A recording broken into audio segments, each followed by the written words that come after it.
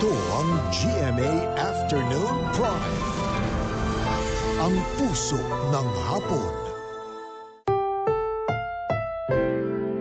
Ang programang ito ay rated SPG. Striktong patnubay at gabay ng magulang ang kailangan. Maaaring may masiselang tema, lengguwahe, karahasan, sexual, horror o droga na hindi angkop sa mga bata.